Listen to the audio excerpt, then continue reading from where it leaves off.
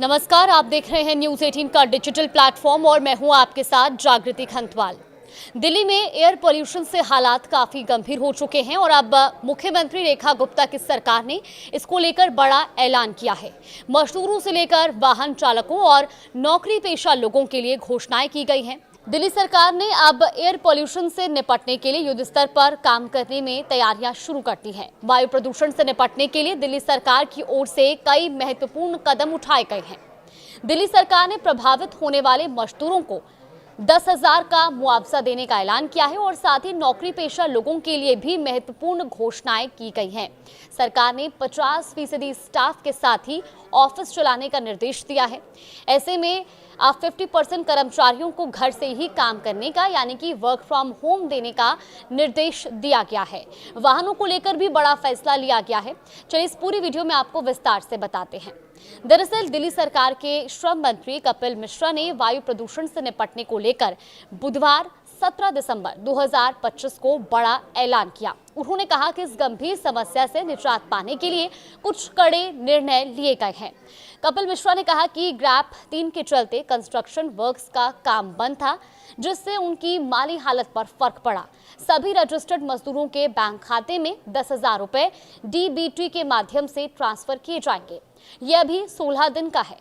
फिर कपिल मिश्रा ने आगे ये भी बताया कि ग्रैप 4 का भी इन मजदूरों को पैसा दिया जाएगा।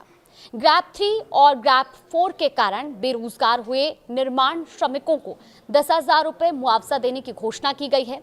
इसके अलावा गुरुवार से सभी सरकारी और निजी संस्थानों में 50% कर्मचारियों के लिए वर्क फ्रॉम होम होना अनिवार्य होगा। निर्देश अगर नहीं माने गए तो उन पर कार्रवाई भी की जाएगी। ग्रैप 3 पिछले 16 दिनों से लागू है और इस दौरान जिन श्रमिकों का काम बंद हुआ उन्हें मुआवजा दिया जाएगा। सरकार में रजिस्टर्ड श्रमिकों को ही ये मुआवजे का लाभ मिलेगा। ये निर्देश अस्पतालों, प्रदूषण से लड़ने वाले विभागों, फायर ब्रिगेड और अन्य जरूरी सेवाओं के कर्मचारियों पर लागू नहीं होंगे। देश की राजधानी दिल्ली की सरकार ने बढ़ते प्रदूषण को देखते हुए नौकरी पेशा लोगों के लिए बड़ा फैसला किया है। कपिल मिश्रा ने कहा कि दूसरा निर्णय ऑफिस जाने वालों के लिए है, यानी कि सभी प्रतिष्ठान जिसमें सरकारी और प्राइवेट दोनों तरह के प्रतिष्ठान शामिल हैं, इसमें केवल 50% यानी कि 50% अटेंडेंस के साथ ही ये संस्थान चलाए जाएंगे।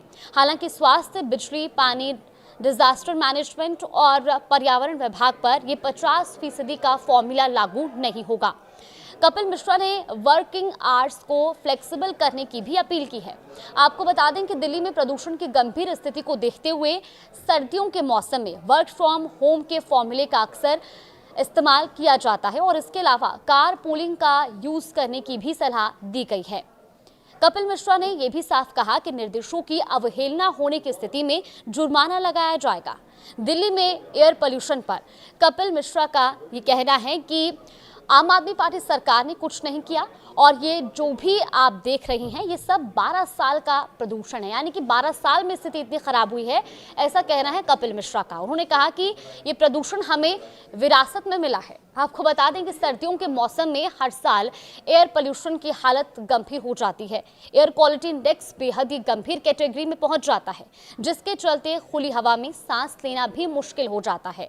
और ऐसे में अब दिल्ली सरकार की ओर से जहां इसको लेकर के कुछ निर्देश दिए गए हैं, तो वहीं दिल्ली सरकार ने पूर्ववर्ती सरकार यानी कि आम आदमी पार्टी पर इसका सीधा आरोप लगाया है और उनका कहना है कि बीते 12 सालों में ये स्थिति इतनी खराब हुई है। फिलहाल इस पूरी खबर को लेकर आपकी क्या टिप्पणी है, हमें कमेंट बॉक्स में जरूर बताएं।